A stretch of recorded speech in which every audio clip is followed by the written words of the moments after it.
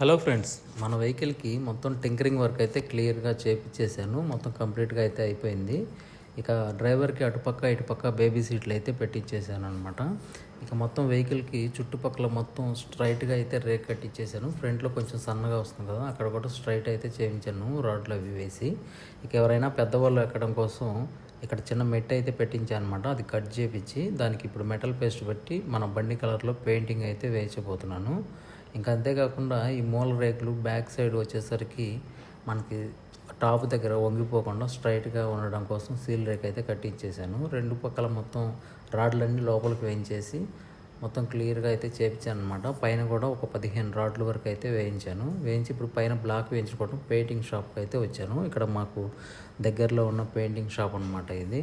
Vehicle అయితే ఇప్పుడు లోపలికి ఇచ్చేసాను. వాళ్ళు పైన మొత్తం బ్లాక్ వేసేసి ఆ మెట్టి దగ్గర ఇంకా మనం వెల్డింగ్ వర్క్స్ అయితే చేయించాం కదా, అక్కడంతా మన వెహికల్ కలర్లోకి వచ్చేసరికి పెయింటింగ్ అయితే టచ్అప్ చేసి ఇస్తారు.